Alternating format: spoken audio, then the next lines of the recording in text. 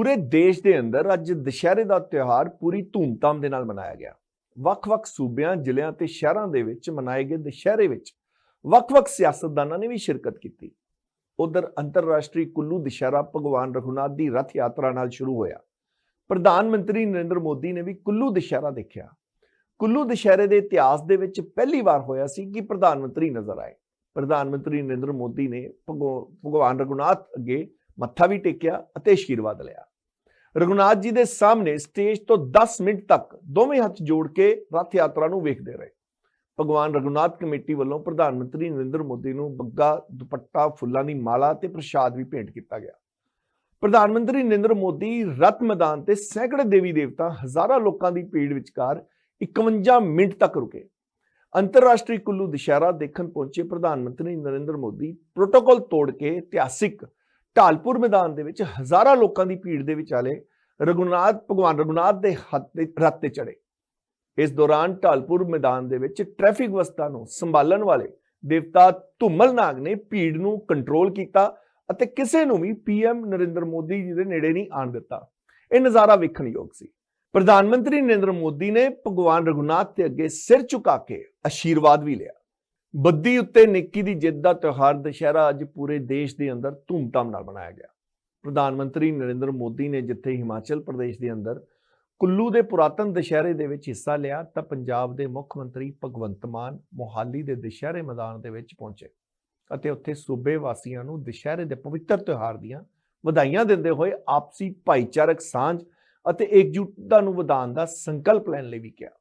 मुख्यमंत्री ने कहा कि पवित्र रामायण सानू काफ़ी कुछ सिखांदा है ते सानू हर चंगे किरदार तो सीखण दी लोड़ है। मुख्यमंत्री ने की कुछ कहा, आओ तुहानू भी सुना दिंदे हां। जिथे पहला बड़ा वड्डा ग्राउंड हुंदा सी, उत्थे मेरे ख्याल ईश्वर स्कूल बना संत ईश्वर सिंह ते एक होर स्कूल बन गया। पहला उत्थे कल्चर प्रोग्राम भी हुंदे सी जिन्हां च मैं पार्टिसिपेट करदा सी। सो मोहाली मेरे लिए कोई बगाना नहीं हैगा। सो मैनू इस गल का भी पता सीगा कि मंग रखणगे, इस करके मैं इस गल तो डरदा नहीं कि मैं ਇਹਦੀ ਥਾਂ ਤੇ मैं किते होर चला जावां। सो मैं आप चाहना कि कोई ऐसी जगह होनी, मेले लगते ने, स्टॉल्स लगदियां ने, कॉन्फ्रेंस होण, इंटरनेशनल कॉन्फ्रेंसिस होण, पूरे देश तो सारस मेला जिवें लगता है, पूरे देश तो कलाकृतियां आउण ते इत्थे आके कोई कल्चर प्रोग्राम ईवनिंग नाइट करनी है, वो भी इत्थे होवे। तो मैं अज देश दिहाड़े ते अनाउंसमेंट इस गल दी करदा कि आ जिहड़ी जगह है ये तुहानू हुण तुहानू टप्परी वासा वांगू नहीं, तुसीं इहनू अपनी समझो। इत्थे कोई असीं कमर्शियल जिहड़ी है बिल्डिंग जां कोई कमर्शियल जिहड़ा कोई कंपाउंड नहीं बनावांगे ते दशहरा इत्थे मनाया जाया करूगा। जिन्ने साल तुहानू 78 तो हो गए, उस तो उन्ने साल हुण 2022 तो अगे तुसीं कहोगे कि असीं इत्थे ही हाँ, ताकि लोकां नूं भी ये पता दसना पैंदा है कि इस बार असीं कित्थे जे हाँ। सो ये दस्सण दी लोड़ ना पवे अगली बार नूं कित्थे जे, अगले नूं पता होवे कि दशहरा इत्थे हुंदा है। और ये जिहड़ियां जिवें आपां कहने आ कि बुराई दे उत्ते सच्चाई दी जित दा प्रतीक है, बुराइयां हजे बहुत ने समाज दे विच।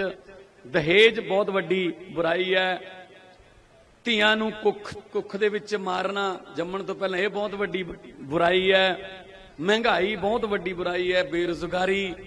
और ये चीज़ां जिहड़ियां ने इस समाज दे विचों खत्म करनियां ने ताकि असीं सचमुच ही जिहड़ी है बुराई दे उत्ते सच्चाई दी जित दा प्रतीक बन सकीए। मैं कोई राजनीतिक गल नहीं करनी क्योंकि सब दा सांझा त्यौहार है।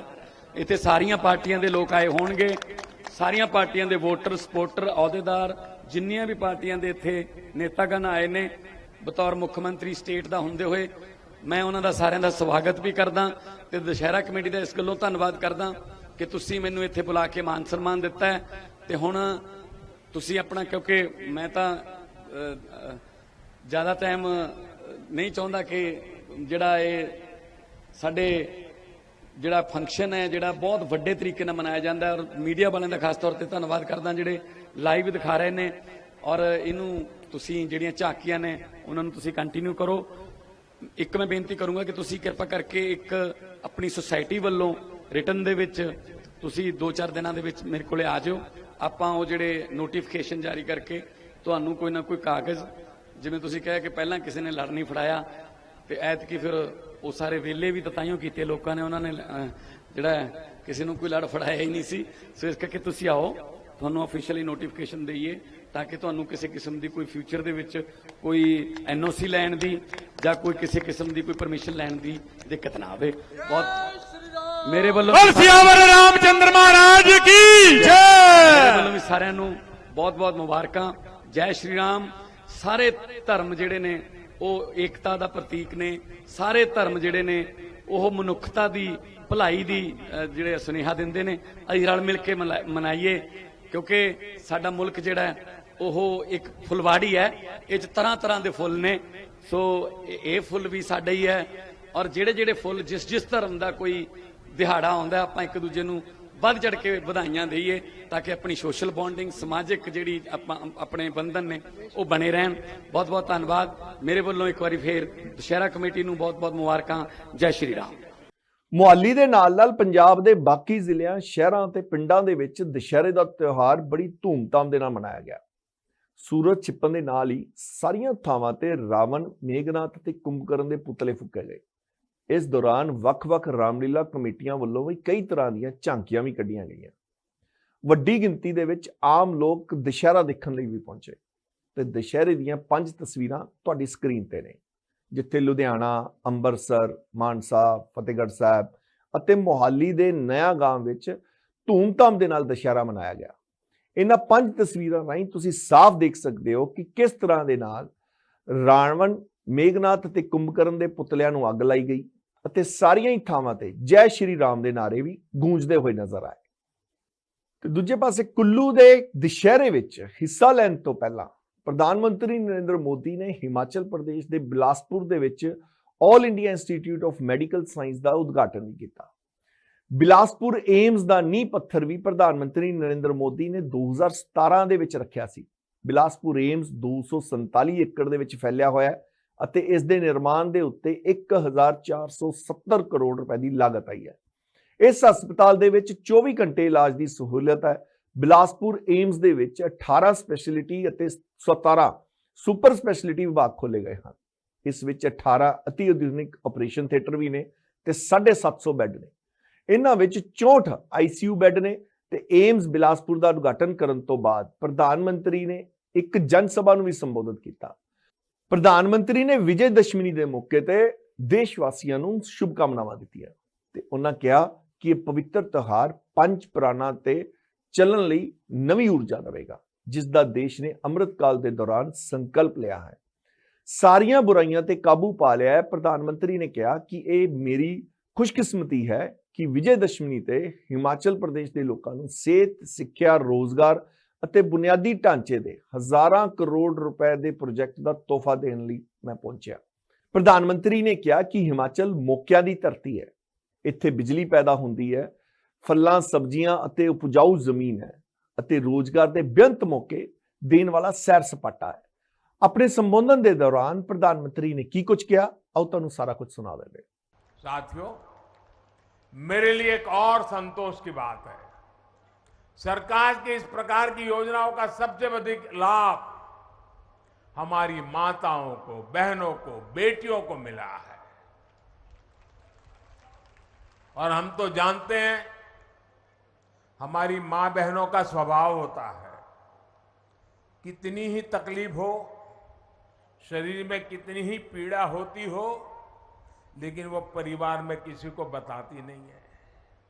वो सहन करती भी है, काम भी करती है, पूरे परिवार को संभालती भी है, क्योंकि उसके मन में रहता है कि अगर बीमारी का पता परिवार के लोगों को लगेगा, बच्चों को लगेगा, तो वो कर्ज कर करके भी मेरा उपचार कराएंगे। और मां सोचती है अरे बीमारी में थोड़ा समय निकाल दूंगी, लेकिन बच्चों पे कर्ज नहीं होने दूंगी, मैं अस्पताल जाके खर्च नहीं करूंगी। इन माताओं की चिंता कौन करेगा? क्या मेरी माताएं इस प्रकार की यातनाएं चुपचाप सहती रहे, ये बेटा किस काम का।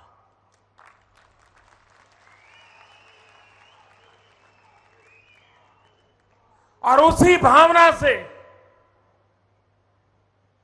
आयुष्मान भारत योजना का जन्म हुआ है, ताकि मेरी माताओं बहनों को बीमारी से गुजारा न करना पड़े, जीवन में इस मजबूरी से जीना न पड़े। आयुष्मान भारत योजना के तहत लाभ लेने वाली माताएं बहनाएं 50% से ज्यादा है, हमारी माता बहनियां हैं, बेटियां हैं। साथियों, चाहे शौचालय बनाने के लिए स्वच्छ भारत अभियान हो, मुफ्त गैस कनेक्शन देने के लिए उज्ज्वला योजना हो, मुफ्त सैनिटरी नैपकिन देने का अभियान हो, मातृ वंदना योजना के तहत हर गर्भवती महिला को पोषक आहार के लिए हजारों रुपए की मदद हो, या फिर हर घर जल पहुंचाने का हमारा अभियान हो, ये सारा मेरी माताओं बहनों को सशक्त करने वाले काम हम एक के बाद एक करते चले जा रहे हैं। माताओं बहनों बेटियों का सुख सुविधा सम्मान सुरक्षा और स्वास्थ्य डबल इंजन की सरकार की बहुत बड़ी प्राथमिकता है। केंद्र सरकार ने जो भी योजनाएं बनाई हैं, उनको जयराम जी और उनकी पूरी टीम ने, उनकी सरकार ने भी बहुत तेज गति से और बड़े स्पिरिट के साथ उसको जमीन पर उतारा है और उसका दायरा भी बढ़ाया है। हर घर नल से जल पहुंचाने का काम यहां कितना तेजी से हुआ है, ये हम सभी के सामने है।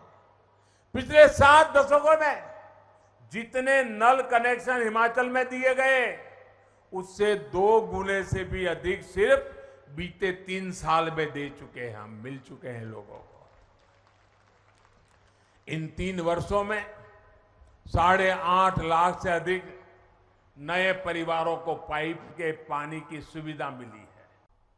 विकास को लेकर हमने देश में लंबे समय तक एक विकृत सोच को हावी होते देखा है। ये सोच क्या थी? अच्छी सड़कें होगी तो कुछ राज्यों और कुछ बड़े शहरों में होगी, दिल्ली के आसपास होगी। अच्छे शिक्षण संस्थान होंगे तो बहुत बड़े बड़े शहरों में होंगे। अच्छे अस्पताल होंगे, वो तो दिल्ली में ही हो सकता है, बाहर हो ही नहीं सकता है। उद्योग धंधे लगेंगे तो भी बड़े बड़े जगह पे लगेंगे। और विशेषकर देश के पहाड़ी प्रदेशों में मूल सुविधाएं तक सबसे अंत में कई वर्षों के इंतजार के बाद पहुंचती थी। उस पुरानी सोच को और उस सोच का नतीजा ये हुआ कि इससे देश में विकास का एक बड़ा असंतुलन पैदा हो गया। इस वजह से देश का एक बड़ा हिस्सा, वहां के लोग असुविधा में, अभाव में रहे। पिछले 8 वर्षों में देश अब उस पुरानी सोच को पीछे छोड़कर नई सोच, आधुनिक सोच के साथ आगे बढ़ रहा है। अब देखिए, लंबे समय तक, और मैं तो जब यहां आता था मैं लगातार देखता था जी, यहां एक यूनिवर्सिटी से ही गुजारा होता था। और इलाज हो या फिर मेडिकल की पढ़ाई, आईजीएमसी शिमला और टाटा मेडिकल कॉलेज पर ही निर्भरता थी। टाटा मेडिकल कॉलेज पर गंभीर बीमारियों का इलाज हो या फिर शिक्षा या रोजगार, चंडीगढ़ और दिल्ली जाना और हिमाचल के लिए मजबूरी बन गया था। लेकिन बीते 8 वर्षों में हमारी डबल इंजन की सरकार ने हिमाचल की विकास गाथा को नए आयाम पर पहुंचा दिया है। आज हिमाचल में सेंट्रल यूनिवर्सिटी भी है, आईआईटी भी है, ट्रिपल आईटी भी है, Indian institute of management IIM जैसे प्रतिष्ठित संस्थान भी है। देश में मेडिकल शिक्षा और स्वास्थ्य का सबसे बड़ा संस्थान एम्स भी अब बिलासपुर और हिमाचल की जनता की आन बान शान बढ़ा रहा है। साथियों, राष्ट्र रक्षा में हमेशा से हिमाचल का बहुत बड़ा योगदान रहा है। जो हिमाचल पूरे देश में राष्ट्र रक्षा के वीरों के लिए जाना जाता है, वो हिमाचल अब इस एम्स के बाद जीवन रक्षा के लिए भी महत्वपूर्ण भूमिका निभाने वाला है। साल 2014 तक हिमाचल में सिर्फ 3 मेडिकल कॉलेज थे, जिसमें 2 सरकारी थे। पिछले 8 सालों में 5 नए सरकारी मेडिकल कॉलेज हिमाचल में बने हैं। 2014 तक अंडर और पोस्ट ग्रेजुएट मिलाकर सिर्फ 500 विद्यार्थी पढ़ सकते थे। आज ये संख्या 1200 से अधिक यानी 2 गुने से भी ज्यादा हो चुकी है। एम्स भी हर साल अनेक नए डॉक्टर बनेंगे, नर्सिंग से जुड़े युवा यहां ट्रेनिंग पाएंगे। और मुझे जयराम जी की टीम को, जयराम जी को, भारत सरकार के आरोग्य मंत्री और आरोग्य मंत्रालय को विशेष रूप से बधाई देनी है। जब नड्डा जी आरोग्य मंत्री थे, उस समय हमने निर्णय किया, फिर नड्डा जी के जिम्मे बहुत बड़ा दायित्व आ गया, मैं शिलान्यास भी कर गया। इसी कालखंड में कोरोना की भयंकर महामारी आई और हम जानते हैं हिमाचल के वाले लोग तो कि हिमाचल में कोई भी कंस्ट्रक्शन का काम करना है तो कितना मुश्किल होता है। एक एक चीज पहाड़ पर लाना कितना दिक्कत भरा होता है। जो काम नीचे 1 घंटे में होता है, उसको यहां पहाड़ों में करने के लिए 1 दिन लग जाता है। उसके बावजूद भी, कोरोना की कठिनाई के बावजूद भी, भारत सरकार का आरोग्य मंत्रालय और जयराम जी के राज्य सरकार की टीम ने मिलकर के जो काम किया, आज एम्स मौजूद है, एम्स काम करने लग गया है। मेडिकल कॉलेज ही नहीं, हमने एक और दिशा में आगे बढ़े। दवाओं और जीवन रक्षक टीकों के निर्माता के रूप में भी हिमाचल की भूमिका का बहुत अधिक विस्तार किया जा रहा है। बल्क ड्रग्स पार्क के लिए देश में सिर्फ 3 राज्यों को चुना गया है, 3। और उसमें से एक कौन सा राज्य है भाई? कौन सा राज्य है? हिमाचल है। आपको गर्व हो रहा है कि नहीं हो रहा है? ये आपके बच्चों के उज्जवल भविष्य का शिलान्यास है कि नहीं है? ये आपके बच्चों के उज्जवल भविष्य की गारंटी है कि नहीं है? हम काम बड़ी मजबूती से करते हैं और आज की पीढ़ी के लिए भी करते हैं, आने वाली पीढ़ी के लिए भी करते हैं। उसी प्रकार से मेडिकल डिवाइस पार्क के लिए 4 राज्यों को चुना गया, जहां आज मेडिकल में टेक्नोलॉजी का भरपूर उपयोग हो रहा है। विशिष्ट प्रकार के औजारों की जरूरत पड़ती है, उसको बनाने के लिए देश में 4 राज्य चुने गए। इतना बड़ा हिंदुस्तान, इतनी बड़ी जनसंख्या, हिमाचल तो मेरा छोटा सा राज्य है, लेकिन ये वीरों की धरती है और मैंने यहां की रोटी खाई है, मुझे कर्ज भी चुकाना है।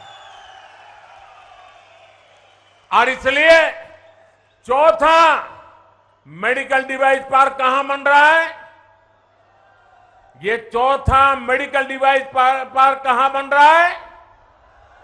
आपके हिमाचल में बन रहा है दोस्त। दुनिया भर के बड़े बड़े लोग यहां आएंगे। नालागढ़ में ये मेडिकल डिवाइस पार्क का शिलान्यास इसी का हिस्सा है। इस डिवाइस पार्क के निर्माण के लिए हजारों करोड़ रुपए का निवेश यहां होगा। इससे जुड़े अनेक छोटे और लघु उद्योग आसपास विकसित होंगे। इससे यहां के हजारों युवाओं को रोजगार के अवसर मिलेंगे। ਤੇ ਉਧਰ ਸੋਲਰ ਲਾਈਟ ਘੁਟਾਲੇ ਮਾਮਲੇ ਦੇ ਵਿੱਚ ਵਿਜੀਲੈਂਸ ਵੱਲੋਂ ਬੀਤੇ ਦਿਨੀ ਕੈਪਟਨ ਅਮਰਿੰਦਰ ਸਿੰਘ ਦੇ OSD ਰਹੇ ਕੈਪਟਨ ਸੰਦੀਪ ਸਿੰਘ ਦਾ ਨਾਮ ਵੀ FIR ਦੇ ਵਿੱਚ ਸ਼ਾਮਲ ਕਰਨ ਦੇ ਮਾਮਲੇ ਤੇ ਲੁਧਿਆਣੇ ਤੋਂ ਮੈਂਬਰ ਪਾਰਲੀਮੈਂਟ ਰਵਨੀਤ ਬਿੱਟੂ ਭੜਕ ਗਏ ਨੇ। ਰਵਨੀਤ ਬਿੱਟੂ ਨੇ ਕਿਹਾ ਹੈ ਕਿ ਹਿਮਾਚਲ ਅਤੇ ਗੁਜਰਾਤ ਦੀਆਂ ਚੋਣਾਂ ਦੇ ਵਿੱਚ ਆਪਣੇ ਨੰਬਰ ਬਣਾਉਣ ਦੇ ਲਈ ਕੇਜਰੀਵਾਲ ਤੇ ਭਗਵੰਤ ਮਾਨ ਇਹ ਸਭ ਕਰ ਰਹੇ ਨੇ। ਉਹਨਾਂ ਕਿਹਾ ਕਿ ਭਗਵੰਤ ਮਾਨ ਨੂੰ ਉੱਥੇ ਲੈ ਜਾਂਦੇ ਨੇ ਤੇ ਫਿਰ ਉਸ ਤੋਂ ਇਹ ਬਿਆਨ ਦਵਾਏ ਜਾਂਦੇ ਨੇ ਕਿ ਵੇਖੋ ਅਸੀਂ ਕਾਂਗਰਸ ਦੇ ਕਿੰਨੇ ਲੀਡਰ ਫੜ ਰਹੇ ਨੇ ਤੇ ਉਹਨਾਂ ਨਾਲ ਕੀ ਕੁਝ ਅਸੀਂ ਕੀਤਾ। ਉਹਨਾਂ ਕਿਹਾ ਕਿ ਇਹ ਸਭ ਰਾਜਨੀਤੀ ਤੋਂ ਪ੍ਰੇਰਿਤ ਹੈ। ਕੈਪਟਨ ਸੰਦੀਪ ਸੰਧੂ ਦਾ ਪੱਖ ਪੂਰਦੇ ਹੋਏ MP member of parliament Ravneet Bittu ਨੇ ਕਿਹਾ ਕਿ ਜਿਸ ਕੋਲ ਪੂਰੇ ਪੰਜਾਬ ਦਾ ਕਿਸੇ ਸਮੇਂ ਚਾਰਜ ਹੋਵੇ ਉਹ ਇਹੋ ਜਿਹਾ ਕੰਮ ਕਿਵੇਂ ਕਰ ਸਕਦਾ ਹੈ। ਉਧਰ ਦੂਜੇ ਪਾਸੇ ਲੁਧਿਆਣਾ ਨਗਰ ਨਿਗਮ ਦੀ ਬੈਠਕ ਦੇ ਦੌਰਾਨ ਵੀ ਕਾਫੀ ਤੂਤੂ ਮੈਮੇ ਸੁਣਨ ਨੂੰ ਮਿਲੀ। ਇਸ ਬੈਠਕ ਮਗਰੋਂ ਵਿਧਾਇਕ ਗੁਰਪ੍ਰੀਤ ਗੋਗੀ ਜਿੱਥੇ ਵਿਰੋਧੀਆਂ ਤੇ ਖੂਬ ਪੜਾਸ ਕੱਢ ਰਹੇ ਸੀ ਤੇ ਉੱਥੇ ਹੀ ਸਾਬਕਾ ਮੰਤਰੀ ਆਸ਼ੂ ਦੇ ਖਿਲਾਫ ਵੀ ਖੁੱਲ ਕੇ ਬੋਲੇ। ਗੋਗੀ ਨੇ ਸਾਫ਼ ਕੀਤਾ ਕਿ ਕਿਸੇ ਵੀ ਭ੍ਰਿਸ਼ਟਾਚਾਰੀ ਨੂੰ ਆਮ ਆਦਮੀ ਪਾਰਟੀ ਦੀ ਸਰਕਾਰ ਬਖਸ਼ੇਗੀ ਨਹੀਂ। ਜਿਸ ਕਿਸੇ ਦੇ ਵੀ ਨੇਤਾ ਨੇ ਕੋਈ ਅਪਰਾਧ ਕੀਤਾ ਉਸ ਦੇ ਖਿਲਾਫ ਮੈਰਿਟ ਦੇ ਅਨੁਸਾਰ ਕਾਰਵਾਈ ਹੋਵੇਗੀ। ਤੇ ਕੀ ਕੁਝ ਕਿਹਾ ਗੁਰਪ੍ਰੀਤ ਗੋਗੀ ਨੇ ਤੇ ਨਾਲ ਹੀ ਰਵਨੀਤ ਬਿੱਟੂ ਨੇ, ਆਓ ਸੁਣਾ ਦਿੰਦੇ। देखो पाड़ा साहब तो MLA गुरदासपुर दे, मैं लुधियाने की गल करूँगा। बहुत एक पोलीटिकल सैकटरी चीफ मिनिस्टर दे रहे 5 साल। तुसीं आ छोटियां लाइटां उन्हां कोल तां सारा पंजाब सी। जे उन्होंने कोई पैसा खाना हुंदा करना हुंदा तो सारे महकमे वो चलाउंदे सी। इत्थे पिंड दियां आके लाइटां उन्होंने LED लाइटां दा विचों पैसे खाने सी। इस करके बड़ी शर्मनाक गल आ। उन्होंने बिल्कुल असीं इहनूं एक ਅਸੀਂ ਇਹ ਦਿਖਾਇਆ ਸੀ ਵੀ ਅਸੀਂ ਡਰਦੇ ਨਹੀਂ ਭੱਜਦੇ ਨਹੀਂ। ਆਸ਼ੂ ਜੀ ਪੇਸ਼ ਹੋ ਜਾ ਕੇ ਆਪ ਤੇ ਹੁਣ ਅੱਗੇ ਅਸੀਂ ਲੀਗਲੀ ਕਾਰਵਾਈ ਜਿਹੜੀ ਕਰਾਂਗੇ, ਉਹਨਾਂ ਦੀ ਬੇਲ ਅਪਲਾਈ ਕਰਾਂਗੇ, ਕੋਰਟ 'ਚ ਜਾਵਾਂਗੇ। ਸਰ ਉਹ ਕਹਿ ਰਹੇ ਨੇ ਕਿ ਜਿਹੜੇ 3 ਅਸੀਂ ਅਧਿਕਾਰੀ ਲਿੱਤੇ ਚੱਕੇ ਨੇ ਗ੍ਰਿਫਤਾਰ ਕੀਤੇ ਨੇ, ਉਹਨਾਂ ਦੀ ਪੁੱਛਤਾਛ ਤੋਂ ਬਾਅਦ ਹੀ ਅਸੀਂ ਇਹ ਮਾਮਲਾ ਤੁਸੀਂ ਕੀ ਸੋਚਦੇ ਹੋ? ਤੁਸੀਂ ਕੀ ਸੋਚਦੇ ਹੋ? ਉਹਨਾਂ ਦਾ ਰਿਮਾਂਡ ਲੈ ਕੇ ਉਹਨਾਂ ਨੂੰ ਉੱਥੇ ਪੀਜ਼ੇ ਖਿਲਾਉਂਦੇ ਸੀ? ਦੱਸੋ ਮੈਨੂੰ। ਜਾਂ ਮੈਕਡੋਨਲਡ ਖਿਲਾਉਂਦੇ ਸੀ? ਉਹਨਾਂ ਨੂੰ ਇਹੀ ਕੁਝ ਕਹਾਉਂਦੇ ਸੀ ਉਹਨਾਂ ਤੋਂ ਵੀ ਕਹੋ ਸੰਦੀਪ ਸੰਧੂ ਦਾ ਨਾਂ ਲਓ, ਆਸ਼ੂ ਜੀ ਦਾ ਨਾਂ ਲਓ, ਇਹੀ ਕੁਝ ਕਰਾਉਂਦੇ ਆ। ਹੋਰ ਕੀ ਕਰਦੇ ਆ? ਜਦੋਂ ਕੋਰਟ ਦੇ ਵਿੱਚ ਉਦੋਂ ਗੱਲ ਕਰਾਂਗੇ ਜਦੋਂ ਕੋਰਟ 'ਚ ਆ ਕੇ ਨਾਂ ਲੈਣਗੇ। ਕਿੱਦਾਂ ਥੱਡੀ ਦਿੱਤੀ ਗਈ ਉਹਨਾਂ ਉਹ ਤੁਹਾਨੂੰ ਤੁਸੀਂ ਤਾਂ ਐਂ ਕਰਦੇ ਹੋ ਜਿਵੇਂ ਰੋਟੀ ਨੂੰ ਜੀ ਕਹਿੰਦੇ ਹੋ। ਜਾਣਦੇ ਨਹੀਂ ਤੁਸੀਂ ਪੁਲਿਸ ਕੀ ਕਰਦੀ ਹੁੰਦੀ ਹੈ। ਸਰ ਕੀ ਕਰਦੀ ਹੈ? ਤੁਹਾਨੂੰ ਨਹੀਂ ਪਤਾ ਕੀ ਕਰਦੀ ਹੈ ਪੁਲਿਸ। ਜੀ ਪੰਜਾਬ ਪੁਲਿਸ ਨੂੰ ਛੱਡ ਕੇ ਵਿਜੀਲੈਂਸ ਦੀ ਵਰਤੋਂ ਹੋ ਰਹੀ ਹੈ ਹੁਣ ਆਮ ਆਦਮੀ ਪਾਰਟੀ ਵੱਲੋਂ। ਹਰ ਥਾਂ ਤੇ ਵਿਜੀਲੈਂਸ ਦਾ ਜ਼ਿਆਦਾ ਰੋਲ। ਉਹ ਪੰਜਾਬ ਪੁਲਿਸ ਨੂੰ ਤਾਂ ਵਿਚਾਰਿਆਂ ਨੂੰ ਟਾਈਮ ਮਿਲੇ, ਉਹਨਾਂ ਤੋਂ ਰੋਜ਼ ਕੋਈ ਨਾ ਕੋਈ ਭੱਜ ਜਾਂਦਾ ਗੈਂਗਸਟਰ, ਉਹ ਤਾਂ ਉਹਨਾਂ ਦੇ ਪਿੱਛੇ ਲੱਗੇ ਰਹਿੰਦੇ ਆ। ਉਹਨਾਂ ਕੋਲ ਤਾਂ ਟਾਈਮ ਹੈ ਨਹੀਂ। ਵਿਜੀਲੈਂਸ ਵਿਹਲੀ ਆ। ਉਹ ਇਹੀ ਕੰਮ ਆ ਜਿਹੜਾ ਉਹ ਪੋਲੀਟੀਕਲ ਬੰਦਿਆਂ ਦੇ ਖਿਲਾਫ ਸਿਰਫ ਯਾਰ ਇਹ ਗੁਜਰਾਤ ਤੇ ਹਿਮਾਚਲ ਇਲੈਕਸ਼ਨ ਨੂੰ ਪਲੇ ਕੀਤਾ ਜਾ ਰਿਹਾ। ਉੱਥੇ ਕਾਂਗਰਸ ਦੀ ਵੋਟ ਲੈਣ ਨੂੰ ਉੱਥੇ ਰੋਜ਼ ਇੱਕ ਫੜ ਕੇ ਤੇ ਭਗਵੰਤ ਮਾਨ ਨੂੰ ਜਹਾਜ਼ 'ਚ ਲਿਜਾ ਕੇ ਕੇਜਰੀਵਾਲ ਵੀ ਅੱਜ ਸੰਦੀਪ ਸੰਧੂ ਫੜ ਲਿਆ ਦੇਖੋ ਜੀ। ਉਹ ਸਿਰਫ ਗੁਜਰਾਤ ਤੇ ਹਿਮਾਚਲ ਇਲੈਕਸ਼ਨ ਨੂੰ ਕਰਦੇ ਆ। ਪਰ ਮੈਂ ਇੱਕ ਗੱਲ ਕਹਿ ਦੇਣਾ ਵੀ ਇਹ ਸਾਡੀ ਮਮਤਾ ਆਸ਼ੂ ਜੀ, ਇਹ ਝਾਂਸੀ ਦੀ ਰਾਣੀ ਆ। ਇਹ ਡਰਨ ਵਾਲੀ ਨਹੀਂ ਗੀ। ਜਿੰਨਾ ਛੇੜੋਗੇ, ਜਿੰਨਾ ਗਲਤ ਅਤਿਆਚਾਰ ਕਰੋਗੇ, ਉਹ ਉਦੋਂ ਤੁਹਾਨੂੰ ਵੱਧ ਬਾਉਂਸ ਬੈਕ ਕਰਕੇ ਇਹ ਮੁਕਾਬਲਾ ਕਰਨਗੇ। ਇਸ ਕਰਕੇ ਇਹ ਗੱਲਾਂ ਨਾ ਛੇੜੋ। ਆਉਣ ਵਾਲੇ ਦਿਨਾਂ 'ਚ ਅਸੀਂ ਵੱਡਾ ਇੱਕ ਇਹ ਮਹਿਲਾ ਜਿਹੜਾ ਇੱਕ ਵੱਡਾ ਰੋਸ਼ ਮਾਰਚ ਕੱਢਾਂਗੇ ਵੀ ਅੱਜ ਆਮ ਆਦਮੀ ਪਾਰਟੀ ਇਹ ਵੀ ਭੁੱਲ ਗਈ ਵੀ ਆਪਣੀ ਮਾਂ ਭੈਣ ਦੀ ਇੱਜ਼ਤ ਕੀ ਹੁੰਦੀ ਆ। ਤੇ ਇੱਕ ਸਮਾਜ ਦੇ ਵਿੱਚ ਲੁਧਿਆਣੇ ਦੇ ਵਿੱਚ ਇਹ ਪਹਿਲੀ ਵਾਰ ਹੋਇਆ ਵੀ ਤੁਸੀਂ ਇਸ ਲੈਵਲ ਤੇ ਆ ਗਏ ਹੋ ਤੇ ਉਸ ਧੀ ਸਾਡੀ ਪੰਜਾਬ ਲੁਧਿਆਣੇ ਦੀ ਸਾਡੀ ਜਿਹਨੇ ਇੰਨਾ ਕੰਮ ਕੀਤਾ ਏ ਆਪਣੇ ਬੱਚਿਆਂ ਦੀ ਨਾ ਪਰਵਾਹ ਕਰਕੇ, ਘਰ ਵਾਲਾ ਤਾਂ ਚਾਹੇ ਮੰਤਰੀ ਸੀ ਆਪ ਕਾਉਂਸਲਰ ਹੋ ਕੇ ਰੋਜ਼ ਕੰਮ ਕੀਤਾ, ਤੇ ਤੁਸੀਂ ਜਿਹੜੇ ਉਰੇ ਦੇ ਲੀਡਰ ਨੇ ਉਹਨਾਂ ਦੇ ਘਰੇ ਗੰਦ ਸਿੱਟਣ ਆ ਜਾਓਗੇ। ਸਰ ਗੋਗੀ ਜੀ ਨੇ ਮਿਸਬਿਹੇਵ ਵੀ ਕੀਤਾ ਮੁਮਤਾਜ਼ ਸ਼ਰੀਫ ਜੀ ਨਾਲ, ਨਹੀਂ। ਉਸ ਚੀਜ਼ ਨੂੰ ਵੀ ਲੈ ਕੇ ਸ਼ਿਕਾਇਤ ਦਰਜ ਕਰਾਈ ਜਾਓ। ਨਹੀਂ, ਸ਼ਿਕਾਇਤ ਦਰਜ ਤਾਂ ਅਸੀਂ ਕਾਇਰ ਨਹੀਂ ਗਏ, ਅਸੀਂ ਮੁਕਾਬਲਾ ਕਰਨ ਵਾਲੇ ਹੈਗੇ ਆ, ਕਰ ਲਾਂਗੇ ਮੁਕਾਬਲਾ। ਅਸੀਂ ਸ਼ਿਕਾਇਤਾਂ ਸ਼ਕੂਤਾਂ ਨਾਲ ਕੁਝ ਨਹੀਂ ਬਣਦਾ ਉਰੇ। ਅਸੀਂ ਲੜਾਈ ਸਿਆਸੀ ਆ, ਇਹ ਸਿਆਸੀ ਤਰੀਕੇ ਨਾਲ ਲੜਾਂਗੇ ਤੇ ਲੜਨੀ ਆਉਂਦੀ ਆ। ਸਰ ਤੁਹਾਨੂੰ ਧਮਕੀ ਆਈ ਹੈ ਕਿ ਬੀਤੇ ਦਿਨ ਤੁਹਾਨੂੰ ਧਮਕੀ ਆਈ? ਛੱਡੋ ਇਹ ਧਮਕੀਆਂ ਸਰ ਦੱਸ ਦਿਓ ਪਲੀਜ਼ ਕੀ ਰੌਲਾ ਕੀ ਗੱਲਬਾਤ ਸੀ ਕੀ? ਦੇਖੋ ਅੱਜ ਦਾ ਕੱਲਾ ਮੁੱਦਾ ਇਹ ਆ, ਆਪਾਂ ਇਸ ਤੇ ਗੱਲ ਬਾਅਦ ਚ ਕਰਾਂਗੇ। ਬਿਲਕੁਲ ਮੈਂ ਤੁਹਾਨੂੰ ਉਹੀ ਕਹਿ ਰਿਹਾ ਵੀ ਬਿਲਕੁਲ ਬੇਨਿਯਮੀਆਂ ਨੇ ਤੇ ਇਹ ਪੁਰਾਣਾ ਹਾਂ ਬਿਲਕੁਲ ਇਨਕੁਆਰੀ ਹੋਏਗੀ। ਜੋ ਪੁਰਾਣਾ ਇਹ ਹਾਊਸ ਚੱਲ ਰਿਹਾ ਹੈਗਾ ਬਿਲਕੁਲ ਬੇਨਿਯਮੀਆਂ ਨਾਲ ਚੱਲ ਰਿਹਾ। ਇਹਨਾਂ ਨੂੰ ਕਿਸ ਸ਼ਹਿਰ ਨਾਲ ਕਿਸੇ ਨੂੰ ਕੋਈ ਪਿਆਰ ਨਹੀਂ ਹੈਗਾ, ਸਭ ਨੂੰ ਆਪੋ ਧਾਪ ਪਈ ਹੋਈ ਆ ਤੇ ਸਿਰਫ ਉਹ ਛੋਟੀਆਂ-ਮੋਟੀਆਂ ਗੱਲਾਂ 'ਚ ਹੀ ਫਸੇ ਹੋਏ ਨੇ। ਇਹਨਾਂ ਨੂੰ ਸ਼ਹਿਰ ਦਾ ਕੋਈ ਖਿਆਲ ਨਹੀਂ। ਹੁਣ ਜੇ ਅਸੀਂ ਹੁਣ ਗੱਲ ਕਰਦੇ ਅੰਦਰ ਜਾ ਕੇ, ਮੈਂ ਹੁਣੇ ਆਇਆ ਐਮਐਲਏ ਸਾਹਿਬ ਤੇ ਜਿਹੜੇ ਕਾਉਂਸਲਰ ਨੇ ਆਪਸ ਵਿੱਚ ਭਿੜਦੇ ਨਜ਼ਰ ਆਏ ਨੇ। ਨਹੀਂ, ਉਹ ਇਸੇ ਲਈ ਹੈ ਨਾ ਵੀ ਅਸੀਂ ਸੱਚੀਆਂ ਗੱਲਾਂ ਕਰਦੇ ਆ, ਉਹ ਉਹਨਾਂ ਨੂੰ ਮਿਰਚਾਂ ਲੱਗਦੀਆਂ ਨੇ। ਅਸੀਂ ਗੱਲ ਕਰਦੇ ਆ ਵਿਕਾਸ ਦੀ, ਅਸੀਂ ਗੱਲ ਕਰਦੇ ਆ ਸ਼ਹਿਰ ਨੂੰ ਸੋਹਣਾ ਬਣਾਉਣ ਦੀ, ਅਸੀਂ ਗੱਲ ਕਰਦੇ ਆ ਸਰਕਾਰ ਨੂੰ ਵਧੀਆ ਚਲਾਈਏ, ਪਰ ਇਹ ਲੋਕ ਚੱਲਣ ਨਹੀਂ ਦੇਣਾ ਚਾਹੁੰਦੇ। ਇਹਨਾਂ ਦੀ ਬੈਡ ਮਨਸ਼ਾ ਹੈਗੀ ਹੈ। ਇਹ ਸੋਚਦੇ ਅਸੀਂ ਰੌਲਾ ਪਾ ਕੇ ਜੋ ਆਮ ਆਦਮੀ ਪਾਰਟੀ ਦੀ ਅਸੀਂ ਐਮਐਲਏ ਆਏ ਆ 6-7 ਅਸੀਂ ਐਮਐਲਏ ਬੈਠੇ ਆ ਅੰਦਰ। ਇੱਕ ਗੱਲ ਹੋਰ ਵਾਰ-ਵਾਰ ਜਿਹੜੀ ਚੱਕੀ ਜਾ ਰਹੀ ਸੀ ਵੀ ਆਮ ਆਦਮੀ ਪਾਰਟੀ ਕੋਲ ਕੋਈ ਵਿਕਾਸ ਦੀ ਫੰਡ ਨਹੀਂ ਹੈ, ਉਹਨਾਂ ਨੇ ਬੜਾ ਦੇਖੋ ਮੇਰੀ ਗੱਲ ਸੁਣੋ, ਬੜੀ ਬਹਿਸ ਹੋਈ। ਮੇਰੀ ਗੱਲ ਸੁਣੋ, ਹਲੇ 5-6 ਮਹੀਨੇ ਹੋਏ ਨੇ, ਠੀਕ ਹੈ, ਅਸੀਂ ਸਾਰਾ ਕੁਝ ਕਰ ਰਹੇ ਹੈਗੇ ਆ। ਇਹਨਾਂ ਨੂੰ ਪੁੱਛੋ ਵੀ ਤੁਸੀਂ ਰਿਕਵਰੀਆਂ ਕਰ ਲਈਆਂ? ਜਿਹੜੀ ਕਾਰਪੋਰੇਸ਼ਨ ਹੁੰਦੀ ਆ, ਪਹਿਲੀ ਗੱਲ ਜਿੰਨੀਆਂ ਵੀ ਨਗਰ ਨਿਗਮ ਨੇ ਜਾਂ ਇੰਪਰੂਵਮੈਂਟ ਜਿੰਨੇ ਵੀ ਬੋਰਡ ਕਾਰਪੋਰੇਸ਼ਨਾਂ ਨੇ ਲੋਕਲ ਗਵਰਨਮੈਂਟ ਦੀਆਂ, ਇਹ ਇੰਡੀਪੈਂਡੈਂਟ ਇਹਨਾਂ ਦੇ ਹੈਗੇ ਨੇ।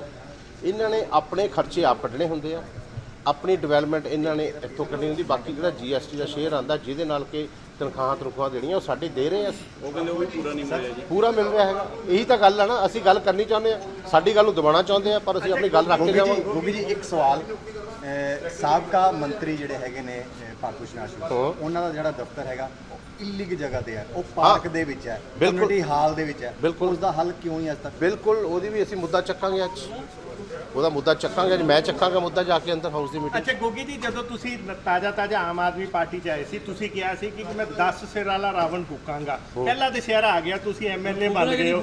ਹੁਣ ਉਹ ਦੱਸੋ ਕਿ ਕਿੱਦਾਂ, ਕਿੱਥੇ ਫੂਕ ਰਹੇ ਹੋ ਤੇ ਕਿੱਦਾਂ, ਕਿਹੜੇ ਗਰਾਊਂਡ 'ਤੇ ਸਾਨੂੰ ਕਿੱਥੇ ਦੇਖਣ ਨੂੰ ਮਿਲੇਗਾ? 10 ਮੂੰਹ ਵਾਲਾ ਰਾਵਣ ਵੀ ਫੂਕਾਂਗੇ ਜੀ, ਜਿਹਦੇ ਇੱਕ ਮੂੰਹ ਤੇ 10 ਮੂੰਹ ਲਾਏ ਸੀ ਉਹ ਵੀ ਫੂਕਾਂਗੇ ਜੀ, ਠੀਕ ਹੈ। ਦਹਨ ਉਹਦਾ ਅਸੀਂ ਵੱਧ ਤੱਕ ਕਰ ਚੁੱਕੇ ਹਾਂ। ਹੁਣ ਕੱਲ ਨੂੰ ਅਸੀਂ ਦਹਨ ਕਰਾਂਗੇ, ਠੋਕ ਕੇ ਕਰਾਂਗੇ, ਅਸੀਂ ਆਪ ਤੀਰ ਮਾਰਾਂਗੇ। ਉਹ 'ਚ ਕੀ ਪ੍ਰੋਬਲਮ ਆ ਬਈ? ਅੱਛਾ ਸਰ ਕਿਹਦੀ ਗੱਲ ਕਰ ਰਹੇ ਹੋ? ਜਿਹੜੇ ਵੀ ਰਾਵਣ ਨੇ ਜਿਹਨੇ ਵੀ ਸੱਤਿਆਨਾਸ਼ ਕੀਤਾ ਇਸ ਦਾ ਤੁਸੀਂ ਸ਼ਹਿਰ, ਬੜੇ ਨਾਮ ਲੈ ਰਹੇ ਸੀਗੇ, ਹੁਣ ਤੁਸੀਂ ਕਿਉਂ ਸੱਤਾ ਸੁੱਖ ਆਂਦੇ ਹੀ ਨਾਲੇ ਹੀ ਮਤਲਬ ਯੂ ਟਰਨ? ਨਹੀਂ ਤੁਸੀਂ ਮੇਰੇ ਤੋਂ ਕੀ ਕਹਾਣਾ ਚਾਹੁੰਦੇ ਅਸੀਂ ਹੋ? ਕੁਝ ਨਹੀਂ ਕਹਾਣਾ ਚਾਹੁੰਦੇ। ਤੁਸੀਂ ਤੁਸੀਂ ਆਪ ਬੋਲੇ ਪਹਿਲਾਂ ਸੀ ਪ੍ਰੈਸ ਕਾਨਫਰੰਸ ਕਰਕੇ। ਤੁਸੀਂ ਪਹਿਲਾਂ ਖੁਦ ਬੋਲੇ, ਚੰਡੀਗੜ੍ਹ 'ਚ ਕੀਤੀ ਸੀ, ਤੁਸੀਂ ਲੁਧਿਆਣੇ 'ਚ ਤਾਂ ਕੀਤੀ ਵੀ ਨਹੀਂ ਸੀ। ਤੁਸੀਂ ਪਹਿਲਾਂ ਖੁਦ ਬੋਲੇ ਹੋ ਨਹੀਂ। ਕਿ ਸਾਬਕਾ ਮੰਤਰੀ, ਨਹੀਂ ਮੈਂ ਤੇ ਮੈਂ ਵੀ ਕਹਿ ਦੇਣਾ ਵੀ ਹਾਂ ਸਾਬਕਾ ਮੰਤਰੀ ਭਾਰਤ ਭੂਸ਼ਣ ਆਸ਼ੂ, ਮੈਂ ਅੱਜ ਵੀ ਕਹਿ ਦੇਣਾ, ਮੈਨੂੰ ਕਾਹਦੀ ਟੈਨਸ਼ਨ ਆ? ਮੈਂ ਕਿਸੇ ਗੱਲ ਤੋਂ ਬੈਕਫੁੱਟ ਨਹੀਂ ਹੋਇਆ। ਜੋ ਰਾਵਣ ਹੈ ਸੀਗਾ ਉਹ ਜੀ, ਤੇ ਉਹਦੇ ਚ ਮੈਂ ਅੱਜ ਵੀ ਕਹਿ ਰਿਹਾ ਹੈਗਾ, ਅੱਗੋਂ ਵੀ ਕਹਾਂਗਾ। ਤਾਂ ਅੱਜ ਤੱਕ ਕੁਝ ਸਾਬਤ ਹੀ ਨਹੀਂ ਕਰ ਪਾਈ। ਕਿਉਂ? ਉਹ ਤਾਂ ਐ ਲੱਗਦਾ ਨਹੀਂ, ਜੇ ਵਿਜੀਲੈਂਸ ਨੇ ਸਾਬਤ ਨਹੀਂ ਕੀਤਾ ਤਾਂ ਐਵੇਂ ਅੱਜ ਸਲਾਖਾਂ ਦੇ ਪਿੱਛੇ ਬੈਠੇ ਨੇ ਉਹ। ਨਹੀਂ, ਪਰ ਆਰੋਪ ਤਾਂ ਕੋਈ ਸਾਬਤ ਨਹੀਂ। ਕਿਉਂ ਨਹੀਂ ਹੋਇਆ? ਬਿਨਾਂ ਆਰੋਪ ਤੋਂ ਹੀ FIR ਕੱਟੀ ਗਈ। ਕੋਈ ਨਹੀਂ, ਬਿਲਕੁਲ ਨਹੀਂ, ਕਿਉਂਕਿ ਜਦੋਂ ਇੱਕ ਅਲੀ ਬਾਬਾ ਫੜ ਲਿਆ ਤੇ 40 ਚੋਰ ਭੱਜ ਗਏ, ਤੇ ਕੋਈ ਜਹਾਜ਼ ਚੜ ਕੇ ਕੈਨੇਡਾ ਸਿੰਗਲੇ ਵਰਗਾ ਭੱਜ ਗਿਆ, ਤੇ ਕੋਈ ਹੋਰ ਇੱਧਰ ਉੱਧਰ ਭੱਜੇ ਫਿਰਦੇ ਨੇ, ਤੇ ਉਹ ਵੀ ਗ੍ਰਿਫਤ 'ਚ ਆ ਜਾਣਗੇ। ਕੁਝ ਅਸੀਂ PO ਕਰਾਰ ਕਰ ਰਹੇ ਹਾਂ, ਜਿਹੜੇ ਇਹਨਾਂ ਦੇ ਬਾਕੀ ਦੇ ਸੀਗੇ ਬੰਦੇ ਭਗੌੜੇ ਸੀਗੇ, ਭਗੌੜੇ ਉਹਨਾਂ ਨੂੰ ਕਰਾਰ ਕਰ ਰਹੇ ਹੈਗੇ ਆ। ਅਸੀਂ ਤਾਂ ਪੂਰਾ ਮਤਲਬ ਜੋ ਵੀ ਇਹਨਾਂ ਨੇ ਦੁਨੀਆ ਨੂੰ ਲੁੱਟਿਆ ਕੁੱਟਿਆ, ਔਰ 10 ਸਾਲ ਇਹਨਾਂ ਨੇ ਬੇਨਿਯਮੀਆਂ ਕਰਕੇ। ਤੁਸੀਂ ਅੱਜ ਵੀ ਆਪਣੇ ਸਟੈਂਡ ਤੇ ਖੜੇ ਹੋ? ਬਿਲਕੁਲ ਉਸੇ ਸਟੈਂਡ ਤੇ ਹੀ ਆ। ਕਹਿੰਦੇ ਨੇ ਕਿ ਇੱਛਾਵਾਂ ਦੀ ਕੋਈ ਕੀਮਤ ਨਹੀਂ ਹੁੰਦੀ ਅਤੇ ਉਹਨਾਂ ਨੂੰ ਪੂਰਾ ਕਰਨ ਲਈ ਇਨਸਾਨ ਦਿਨ ਰਾਤ ਇੱਕ ਕਰ ਦਿੰਦਾ, ਤੇ ਬਹੁਤ ਘੱਟ ਲੋਕ ਹੁੰਦੇ ਨੇ ਜਿਹੜੀ ਆਪਣੇ ਸੁਪਨਿਆਂ ਨੂੰ ਸਾਕਾਰ ਕਰ ਸਕਦੇ ਨੇ। ਇਸੇ ਤਰ੍ਹਾਂ ਅਮਰੀਕਾ ਦੇ ਵਿੱਚ ਰਹਿੰਦੇ ਲਖਵਿੰਦਰ ਸਿੰਘ ਨੇ ਆਪਣੀ ਇਹ ਇੱਛਾ ਪੂਰੀ ਕਰਦੇ ਹੋਏ ਆਪਣੀ ਲਗਜ਼ਰੀ ਕਾਰ ਦੇ ਵਿੱਚ ਅਮਰੀਕਾ ਤੋਂ ਜਲੰਧਰ ਤੱਕ ਦਾ ਸੜਕੀ ਸਫ਼ਰ ਤੈਅ ਕੀਤਾ। ਤੁਹਾਨੂੰ ਦੱਸ ਦਈਏ ਕਿ ਉਹ ਕਰੀਬ 1.5 ਮਹੀਨੇ ਦੇ ਵਿੱਚ ਇੱਥੇ ਘੁੰਮ ਕੇ ਆਏ ਨੇ ਤੇ ਕਈ ਦੇਸ਼ਾਂ ਦੇ ਲੋਕਾਂ ਦੇ ਨਾਲ ਮੁਲਾਕਾਤ ਵੀ ਕੀਤੀ ਹੈ। ਕੋਰੋਨਾ ਵਾਇਰਸ ਦੇ ਸਮੇਂ ਉਹਨਾਂ ਦੇ ਦਿਲ ਦੇ ਵਿੱਚ ਇੱਛਾ ਆਈ ਕਿ ਜਦੋਂ ਕੋਈ ਕੰਮ ਨਹੀਂ ਸੀਗਾ ਕਿ ਕਿਸ ਤਰੀਕੇ ਨਾਲ ਕੁਝ ਵੱਖਰਾ ਕਰ ਲਈਏ, ਤੇ ਇਸੇ ਦੇ ਤਰ੍ਹਾਂ ਉਹ ਕੁਝ ਵੱਖਰਾ ਕਰਨ ਦੇ ਅੰਦਾਜ਼ ਦੇ ਵਿੱਚ ਇਹ ਇੱਛਾ ਪੂਰੀ ਕੀਤੀ। ਲਖਵਿੰਦਰ ਸਿੰਘ ਦਾ ਕਹਿਣਾ ਹੈ ਕਿ ਇਸ ਸਫ਼ਰ ਵਿੱਚ ਉਸਨੇ ਸਭ ਤੋਂ ਵੱਧ ਸਮਾਂ ਪਾਕਿਸਤਾਨ ਦੇ ਅੰਦਰ ਗੁਜ਼ਾਰਿਆ। ਕਹਿੰਦੇ ਮੇਰੇ ਪਰਿਵਾਰਕ ਮੈਂਬਰ ਮੈਨੂੰ ਡਰਾ ਧਮਕਾ ਰਹੇ ਸੀ ਕਿ ਪਾਕਿਸਤਾਨ ਵਾਲੇ ਪਾਸੋਂ ਨਾ ਜਾ, ਤੈਨੂੰ ਪਾਕਿਸਤਾਨ ਦੇ ਵਿੱਚ ਮਾਰ ਦਿੱਤਾ ਜਾਏਗਾ, ਪਰ ਅਜਿਹਾ ਕੁਝ ਵੀ ਨਹੀਂ ਹੋਇਆ। ਮੈਂ 13 ਤੋਂ 14 ਦਿਨ ਉੱਥੇ ਰਿਹਾ ਅਤੇ ਉੱਥੋਂ ਦੇ ਲੋਕਾਂ ਨੇ ਅਥਾਹ ਪਿਆਰ ਵੀ ਮੈਨੂੰ ਦਿੱਤਾ। ਮੇਰੇ ਲਈ ਬਰਤਨ ਧੋਣ ਦਾ ਕੰਮ ਸਿਰਫ ਸ਼ੁੱਧ ਸ਼ਾਕਾਹਾਰੀ ਭੋਜਨ ਤਿਆਰ ਕਰਨ ਲਈ ਕੀਤਾ ਗਿਆ ਸੀ। ਕੁਝ ਵਾਕ ਅਜਿਹੇ ਵੀ ਸਨ ਕਿ ਉਹਨਾਂ ਦੇ ਪਿਆਰ ਨੂੰ ਦੇਖ ਕੇ ਅੱਖਾਂ ਦੇ ਵਿੱਚ ਪਾਣੀ ਆ ਜਾਂਦਾ ਸੀ। ਤੇ ਆਓ ਲਖਵਿੰਦਰ ਸਿੰਘ ਦੀ ਇਹ ਜ਼ੁਬਾਨੀ ਸੁਣਦੇ ਹਾਂ ਕਿ ਅਮਰੀਕਾ ਤੋਂ ਲੈ ਕੇ ਜਲੰਧਰ ਤੱਕ ਦਾ ਉਹਨਾਂ ਦਾ ਜਿਹੜੀ ਇਹ ਯਾਤਰਾ ਹੈ ਉਹ ਕਿਸ ਤਰ੍ਹਾਂ ਦੀ ਰਹੀ। ਆਓ ਸੁਣਾ ਦਈਏ ਤੁਹਾਨੂੰ। ਹਾਂਜੀ ਸਰ, ਕੀ ਨਾਮ? ਲਖਵਿੰਦਰ ਸਿੰਘ ਭਾਜੀ। ਲਖਵਿੰਦਰ ਜੀ, ਕਿੱਦਾਂ ਦਿਮਾਗ 'ਚ ਆਇਆ ਕਿ USA ਤੋਂ ਜਿਹੜਾ ਕਿ ਜਲੰਧਰ ਬਾਈ ਰੋਡ ਆਇਆ ਜਾਵੇ? ਭਾਜੀ ਇਹ ਸਾਰਾ ਦਿਮਾਗ ਕਰੋਨਾ ਹੀ ਲੈ ਗਿਆ ਐਕਚੁਅਲੀ। ਕਰੋਨਾ 'ਚ ਆਇਆ, ਕੁਝ ਕਰਨ ਨੂੰ ਨਹੀਂ ਸੀ ਤੇ ਘਰੇ ਬੈਠੇ ਸੀ, ਨਾ ਕੋਈ ਟੀਵੀ ਤੇ ਨਿਊਜ਼ ਆ ਰਹੀ, ਕੁਝ ਨਹੀਂ ਆ ਰਿਹਾ ਸੀ। ਮੈਂ ਸੋਚਿਆ ਚੱਲ ਕੁਝ ਕਰੀਏ ਵੱਖਰਾ। ਇਸ ਤੋਂ ਵੱਖਰਾ ਮੈਨੂੰ ਕੁਝ ਲੱਗਾ ਨਹੀਂ ਜੀ। ਮੈਂ ਬਾਈ ਰੋਡ ਚੱਲਦੇ ਜੀ ਇੰਡੀਆ ਨੂੰ ਤੇ ਬਸ ਫਿਰ ਲੱਗੇ ਮੈਨੂੰ ਐਕਚੁਅਲੀ 3 ਸਾਲ ਲੱਗੇ ਪਲਾਨ ਕਰਦੇ ਨੂੰ। 3 ਸਾਲ ਬਾਅਦ ਮੈਂ ਕੰਪਲੀਟ ਕੀਤਾ ਟੂਰ ਆਪਣਾ। ਧਿਆਨ ਲੱਗਾ 1.5 ਮਹੀਨਾ ਲੱਗਾ ਮੈਨੂੰ ਰੂਟ ਤੇ ਰਹਿੰਦੇ ਨੂੰ। ਬੜਾ ਵਧੀਆ ਟੂਰ ਸੀ ਭਾਜੀ। ਮੈਂ ਸੈਕਰਾਮੈਂਟੋ ਰਹਿਣਾ, ਕੈਲੀਫੋਰਨੀਆ ਦੀ ਕੈਪੀਟਲ ਹੈ ਸੈਕਰਾਮੈਂਟੋ।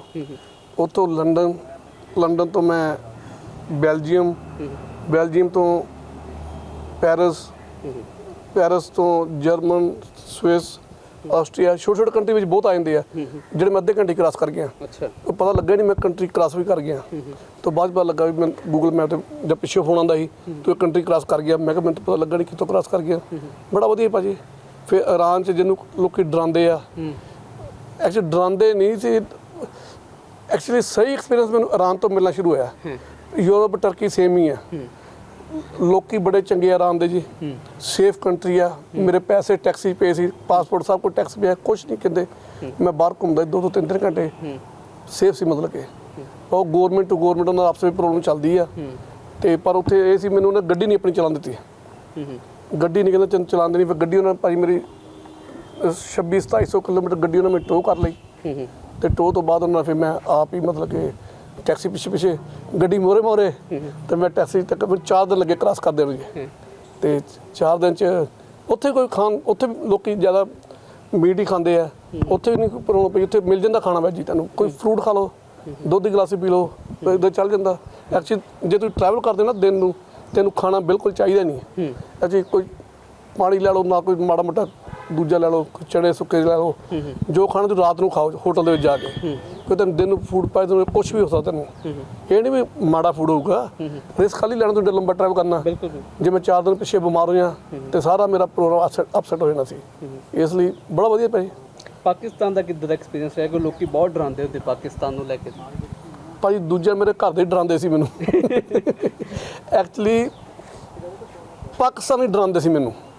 ਉਹ ਕਹਿੰਦੇ ਤੇਰੀ ਗੱਡੀ ਖੋਲਣੀ ਕਿਹਨੇ ਰਾਜ ਤੇ ਤੈਨੂੰ ਕੁੱਟ ਤੈਨੂੰ ਇੱਥੋਂ ਕੱਢ ਦੇਣਾ। ਤੇ ਇੱਥੇ ਇੱਕ ਇੱਦਾਂ ਗਿਆ ਸੀ ਬਸ। ਪਾਕਿਸਤਾਨੀ ਵੀ ਡਰਾਉਂਦੇ ਰਹੇ। ਕੋਈ ਗੱਲ ਨਹੀਂ ਇੱਦਾਂ ਦੀ ਭਾਜੀ। ਜਿੰਨਾ ਪਾਕਿਸਤਾਨ ਮੈਨੂੰ ਪਿਆਰ ਮਿਲਿਆ, ਮੈਂ 14 ਰਾਤਾਂ ਰਹਿ ਗਿਆ ਉੱਥੇ ਜੀ। 3 ਰਾਤਾਂ ਮੈਂ ਹੋਟਲ 'ਚ ਰਿਹਾ ਤੇ 3 ਰਾਤਾਂ ਹੋਟਲ 'ਚ ਤੇ 11 ਤਾਂ ਮੈਂ ਲੋਕਾਂ ਦੇ ਘਰ, ਵੱਖ-ਵੱਖ ਲੋਕਾਂ ਦੇ ਘਰ ਰਹਿ ਕੇ ਆਇਆ ਜੀ। ਬੜਾ ਪਿਆਰ ਸੀ, ਲੋਕੀ ਹੈਰਾਨ ਸੀ। ਹਰ ਬੰਦਾ ਹੀ ਮੈਨੂੰ ਗੱਡੀ ਦੇਖ ਕੇ ਕਹਿੰਦਾ ਤੂੰ ਮੇਰੇ ਘਰ ਚੱਲ। ਸੈਲਫੀਆਂ ਲੈਣ ਆਉਂਦੇ ਨੇ ਲੋਕੀ। ਉਹ ਕਹਿੰਦੇ ਘਰ ਚੱਲ ਕਹਿੰਦੇ। ਮੈਂ ਅਨਨੋਨ ਲੋਕਾਂ ਦੇ ਘਰ ਜਾ ਕੇ ਮੈਂ ਜਾਣਦੇ ਨਹੀਂ ਸੀ। ਕਿਤੇ ਖਾਣਾ ਖਾ ਰਿਹਾ ਭਾਜੀ, ਰਿਕੁਐਸਟ ਅੱਜ ਮੇਰੇ ਘਰ ਚੱਲੋ। ਇੱਕ ਪੁਲਿਸ ਦਾ ਮੇਜਰ ਸਾਹਿਬ ਸੀ, ਮੈਨੂੰ ਇਸਲਾਮਾਬਾਦ ਮਿਲੇ। ਮੇਰੇ ਕੋਲ ਵੀਡੀਓ ਵੀ ਹੈ। ਤੇ ਉਹ ਘਰ ਆਪਣੇ ਲੈ ਗਿਆ ਤੇ ਉਹਦਾ ਮੁੰਡਾ ਸੀ, ਮੈਂ 10-11 ਸਾਲ ਦਾ। ਉਹ ਸਿੱਧੂ ਮੂਸੇਵਾਲੇ ਦੇ ਬੜੇ ਫੈਨ ਸੀ। ਅੱਛਾ, ਦੁਨੀਆ ਫੈਨ ਸੀ ਉਹਦੀ ਭਾਜੀ। ਉਹਨਾਂ ਨੇ ਮੇਰੇ ਕੋਲ ਗਾਣਾ ਵੀ ਉਹਨਾਂ ਨੂੰ ਸੁਣਾਇਆ ਮੁੰਡੇ ਨੇ। ਉਹ ਮੇਰੇ ਕੋਲ ਅੱਜ ਵੀ ਫੋਨ 'ਚ ਹੈਗਾ ਆ। ਅੱਛਾ, ਹਾਂ ਬਹੁਤ ਵਧੀਆ ਭਾਜੀ। ਤੁਸੀਂ ਵੀ ਫੈਨ ਸੀ ਸਿੱਧੂ ਮੂਸੇਵਾਲੇ ਭਾਜੀ? ਐਕਚੁਅਲੀ ਮੈਂ ਨਾ ਉਹਨਾਂ ਪੂਰੇ ਹੋਣ ਤੋਂ ਪਹਿਲਾਂ ਮੈਂ ਸਿੱਧੂ ਮੂਸੇਵਾਲੇ ਕਦੀ ਗਾਣਾ ਸੁਣਿਆ ਨਹੀਂ ਸੀ ਤੇ ਉਸ ਤੋਂ ਬਾਅਦ ਉਹਦੇ ਮੈਂ ਗਾਣੇ ਸ਼ੁਰੂ ਕੀਤੇ ਜੀ। ਤੇ ਮੇਰਾ ਮੁੰਡਾ ਤੇ ਉਹ ਵਿਚਾਰੇ ਨੇ ਸਵੇਰੇ ਮੈਂ 8 ਵਜੇ ਉੱਠਿਆ, ਮੈਂ ਦੱਸਿਆ ਮੁੰਡੇ ਨੂੰ ਤੇ ਮੈਂ ਕਿਹਾ ਇੱਦਾਂ ਦਾ ਪੁੱਤ ਕਿਉਂ ਸਿੱਧੂ ਮੂਸੇਵਾਲੇ ਗੋਲੀ ਮਾਰਤੀ। ਉਹ ਸ਼ਾਮ ਤੋਂ ਪਹਿਲਾਂ ਉੱਠਦਾ ਨਹੀਂ। ਉਹ ਡੈਡੀ ਕਹਿੰਦਾ ਤੂੰ ਮਜ਼ਾਕ ਕਰਦਾ। ਫਿਰ ਉਹਨੂੰ ਫਟਾਫਟ ਫੋਨ ਚੈੱਕ ਕੀਤਾ ਤੇ ਉਹ ਭਾਜੀ 2 ਦਿਨ ਬੰਦੇ ਨੇ ਕੁਝ ਖਾਧਾ ਨਹੀਂ ਜੀ। ਜਦ ਤੱਕ ਉਹਦਾ ਲਾਈਵ ਸੰਸਕਾਰ ਦੇਖਦਾ ਰਿਹਾ ਬੰਦਾ। ਮੁੰਡਾ ਮੇਰਾ ਬੜੀ ਫੈਨ ਦੁਨੀਆ ਦੇ ਭਾਈ, ਬੜੀ ਦੁਨੀਆ ਫੈਨ ਹੈ ਭਾਈ। ਰਾਜ ਲੋਕੀ ਕਈ ਕੰਟਰੀ ਮਿਲੇ ਮੈਨੂੰ। ਇਰਾਨ 'ਚ ਲੋਕੀ ਬੜਾ ਹਿੰਦੀ ਮੂਵੀ ਬਹੁਤ ਦੇਖਦੇ ਆ। ਅੱਛਾ, ਇੱਕ ਕੋਈ ਸਟੇਜ ਸ਼ੋ ਹੈ ਪਰ ਕਿੰਨੇ ਕੀਤਾ ਹਾਲੀਵੁੱਡ ਤੋਂ ਗਿਆ ਸੀ, ਉਹਨੇ ਗਾਣੇ ਗਾ ਕਹਿੰਦੇ ਬੜੀ ਦੁਨੀਆ ਇਕੱਠੀ ਹੋਈ ਆ, ਉਹਨੂੰ ਸਮਝ ਨਹੀਂ ਲੱਗਦੀ ਸੀ, ਉਹ ਟੋਨ ਤੇ ਨੱਚੀ ਜਾਂਦੇ ਸੀ। ਤਾਂ ਸ਼ਬੀਰ ਮੈਨੂੰ ਨਾਂ ਨਹੀਂ ਰੱਖਦਾ, ਬੜੀ ਦੁਨੀਆ ਸੋਹਣੀ ਭਾਜੀ, ਬਹੁਤ ਦੁਨੀਆ ਸੋਹਣੀ ਆ। ਇੱਕ ਜਿਹੜਾ ਬਾਗਾ ਬਾਰਡਰ ਕ੍ਰੋਸ ਕਰਨਾ ਉਦੋਂ ਕੋਈ ਦਿੱਕਤ ਪਰੇਸ਼ਾਨੀ ਸੀ? ਸੋਚਦਾ ਹੀ ਮੈਂ ਕਿਹਾ ਆਊਗੀ, ਪਰ ਬਾਬੇ ਨੇ ਕਿਤੇ ਆ ਨਹੀਂ ਦਿੱਤੀ ਜੀ। ਬੜਾ ਵਧੀਆ ਕ੍ਰਾਸ ਹੋ ਗਿਆ। ਐਕਚੁਅਲੀ ਉਹਨਾਂ ਨੂੰ ਪਤਾ ਨਹੀਂ ਸੀ ਨਾ ਗੱਡੀ ਦਾ ਪੇਪਰ ਕਿੱਦਾਂ ਹੋਣੇ ਆ। USA ਤੋਂ ਆਈ ਇੱਕ, ਉਹ ਕਦੀ ਉਹਨਾਂ USA ਤੋਂ ਗੱਡੀ ਕ੍ਰਾਸ ਨਹੀਂ ਕਰਾਈ ਸੀ। ਉਹ ਕਹਿੰਦੇ ਪਹਿਲਾਂ ਤੈਨੂੰ ਦੇਖਿਆ ਜਿਹੜਾ ਤੂੰ, ਫਿਰ ਹੋ ਗਿਆ 2-3 ਘੰਟੇ ਲੱਗੇ ਮੇਰੇ। ਅੱਗੇ ਹੁਣ ਵਿਚਾਰ ਹੈਗਾ ਹੋਰ ਕੰਟਰੀ ਘੁੰਮਣ ਦਾ? ਹਾਂਜੀ ਜੂ ਭਾਜੀ ਜੂ, ਹੁਣ ਨਹੀਂ ਮੁੱਕਦਾ ਜੀ, ਐਂਡ ਤੱਕ ਚਾਹੂਗਾ ਵਿਚਾਰਾ ਹੁਣ। ਸ਼ੁਕਰ। ਤੁਸੀਂ ਦੇਖਿਆ ਕਿ ਕਿਵੇਂ ਪਾਕਿਸਤਾਨ ਨੂੰ ਲੈ ਕੇ ਕਹਿੰਦੇ ਕਿ ਮੈਨੂੰ ਘਰ ਦੇ ਵੀ ਡਰਾਉਂਦੇ ਸੀ ਕਿ ਗੱਡੀ ਤੱਕ ਖੋਹ ਲੈਣੀ। ਤੇ ਉਧਰ ਅਮਰੀਕਾ ਦੇ ਵਿੱਚ ਹੁਸ਼ਿਆਰਪੁਰ ਨਾਲ ਸੰਬੰਧਿਤ ਪਰਿਵਾਰ ਨੂੰ ਅਗਵਾ ਕਰਨ ਦੇ ਮਾਮਲੇ ਦੇ ਵਿੱਚ ਵੱਡੀ ਅਪਡੇਟ ਸਾਹਮਣੇ ਆਈ ਹੈ। ਪੁਲਿਸ ਨੇ 48 ਸਾਲਾ ਸ਼ੱਕੀ ਵਿਅਕਤੀ ਨੂੰ ਹਿਰਾਸਤ ਦੇ ਵਿੱਚ ਲੈ ਲਿਆ, ਪਰ ਪਰਿਵਾਰ ਹਜੇ ਵੀ ਲਾਪਤਾ ਹੈ। ਪੁਲਿਸ ਦੇ ਮਾਮਲੇ ਦੀ ਜਾਂਚ ਹੋਰ ਤੇਜ਼ ਕਰ ਦਿੱਤੀ ਹੈ। ਤਾਜ਼ਾ ਜਾਣਕਾਰੀ ਮੁਤਾਬਕ 8 ਮਹੀਨੇ ਦੀ ਬੱਚੀ ਸਮੇਤ ਸਿੱਖ ਪਰਿਵਾਰ ਦੇ 4 ਮੈਂਬਰਾਂ ਨੂੰ ਅਗਵਾ ਕਰਨ ਦੇ ਮਾਮਲੇ ਦੇ ਵਿੱਚ 48 ਸਾਲਾ ਸ਼ੱਕੀ ਵਿਅਕਤੀ ਨੂੰ ਹਿਰਾਸਤ ਦੇ ਵਿੱਚ ਤਾਂ ਲੈ ਲਿਆ। ਅਧਿਕਾਰੀਆਂ ਨੇ ਦੱਸਿਆ ਕਿ ਪੀੜਤ ਅਜੇ ਵੀ ਲਾਪਤਾ ਹਨ। ਦੱਸ ਦਈਏ ਕਿ ਪੰਜਾਬ ਦੇ ਹੁਸ਼ਿਆਰਪੁਰ ਦੇ ਹਰਸੀ ਪਿੰਡ ਦੇ ਰਹਿਣ ਵਾਲੇ ਇਸ ਪਰਿਵਾਰ ਨੇ ਸੋਮਵਾਰ ਨੂੰ ਮਰਸਡ ਕਾਉਂਟੀ ਦੇ ਵਿੱਚ ਅਗਵਾ ਕਰ ਲਿਆ ਗਿਆ ਸੀ। ਉਧਰ ਇਸ ਘਟਨਾ ਤੋਂ ਬਾਅਦ ਅਮਰੀਕਾ ਤੋਂ ਲੈ ਕੇ ਭਾਰਤ ਤੱਕ ਨਿਰਾਸ਼ਾ ਦਾ ਮਾਹੌਲ ਹੈ ਤੇ ਪਰਿਵਾਰ ਦਾ ਵੀ ਹੋਰ ਰੋ ਕੇ ਬੁਰਾ ਹਾਲ ਹੈ। ਅਤੇ ਇਸ ਮਾਮਲੇ ਦੇ ਵਿੱਚ ਹੁਣ ਤੱਕ ਪੁਲਿਸ ਕਿੱਥੋਂ ਤੱਕ ਪਹੁੰਚੀ ਹੈ, ਇੱਕ ਖਾਸ ਰਿਪੋਰਟ ਆਓ ਤੁਹਾਨੂੰ ਸੁਣਾ ਦਿੰਦੇ। ਅਮਰੀਕਾ 'ਚ ਪੰਜਾਬੀ ਮੂਲ ਦੇ ਪਰਿਵਾਰ ਨੂੰ ਅਗਵਾ ਕਰਨ ਦੀ ਖਬਰ ਜਦੋਂ ਉਹਨਾਂ ਦੇ ਪਿੰਡ ਤੱਕ ਪੁੱਜੀ ਤਾਂ ਪਰਿਵਾਰ ਦਾ ਰੋ ਕੇ ਬੁਰਾ ਹਾਲ ਹੈ। ਦਰਅਸਲ ਕੱਲ ਅਮਰੀਕਾ ਦੇ ਕੈਲੀਫੋਰਨੀਆ ਤੋਂ ਪੰਜਾਬੀ ਪਰਿਵਾਰ, ਜਿਸ ਦੇ ਵਿੱਚ 36 ਸਾਲਾ ਜਸਦੀਪ ਸਿੰਘ, ਉਸ ਦੀ 27 ਸਾਲਾ ਪਤਨੀ ਜਸਲੀਨ ਕੌਰ, ਉਹਨਾਂ ਦੀ 8 ਮਹੀਨਿਆਂ ਦੀ ਬੇਟੀ ਅਰੋਹੀ ਤੇ ਉਸ ਦਾ ਭਰਾ ਅਮਨਦੀਪ ਸਿੰਘ ਸ਼ਾਮਲ ਹੈ। ਪਰਿਵਾਰਕ ਮੈਂਬਰਾਂ ਨੇ ਦੱਸਿਆ ਕਿ ਜਸਦੀਪ ਸਿੰਘ ਤੇ ਉਸ ਦਾ ਭਰਾ ਮਨਦੀਪ ਸਿੰਘ ਅਮਰੀਕਾ ਦੇ ਵਿੱਚ ਨੌਕਰੀ ਕਰਦੇ ਨੇ ਤੇ ਉਹਨਾਂ ਦੇ ਮਾਤਾ-ਪਿਤਾ ਕੁਝ ਦਿਨ ਪਹਿਲਾਂ ਹੀ ਅਮਰੀਕਾ ਤੋਂ ਭਾਰਤ ਪਰਤੇ ਨੇ ਤੇ ਹੇਮਕੁੰਟ ਸਾਹਿਬ ਦੀ ਯਾਤਰਾ ਤੇ ਗਏ ਹੋਏ ਨੇ। ਪਿਤਾ ਦੀ ਆਪਣੇ ਪੁੱਤਰ ਜਸਦੀਪ ਦੇ ਨਾਲ ਗੱਲਬਾਤ ਵੀ ਹੋਈ ਸੀ ਤੇ ਪਿਤਾ ਨੇ ਪੁੱਤਰ ਨੂੰ ਅਗਾਹ ਵੀ ਕੀਤਾ ਸੀ। ਇਸ ਮਗਰੋਂ ਜਸਦੀਪ ਸਿੰਘ ਤੇ ਉਸ ਦੀ ਪਤਨੀ, ਉਸ ਦੇ ਭਰਾ ਤੇ 8 ਮਹੀਨਿਆਂ ਦੀ ਬੱਚੀ ਨੂੰ ਦਫ਼ਤਰ ਤੋਂ ਹੀ ਅਗਵਾ ਕਰ ਲਿਆ ਗਿਆ। ਪਰਿਵਾਰ ਦਾ ਕਹਿਣਾ ਹੈ ਕਿ ਉਹਨਾਂ ਦੇ ਪਰਿਵਾਰ ਨੂੰ ਅਗਵਾ ਕਰਨ ਤੋਂ ਬਾਅਦ ਕੁਝ ਕਿਲੋਮੀਟਰ ਦੀ ਦੂਰੀ ਤੇ ਜਾ ਕੇ ਉਹਨਾਂ ਦੀ ਗੱਡੀ ਨੂੰ ਅੱਗ ਲਗਾ ਕੇ ਸਾੜ ਦਿੱਤਾ ਗਿਆ ਤੇ ਉਹਨਾਂ ਦੇ ਪਰਿਵਾਰ ਨੂੰ ਅਗਵਾ ਕਰ ਲਿਆ ਗਿਆ।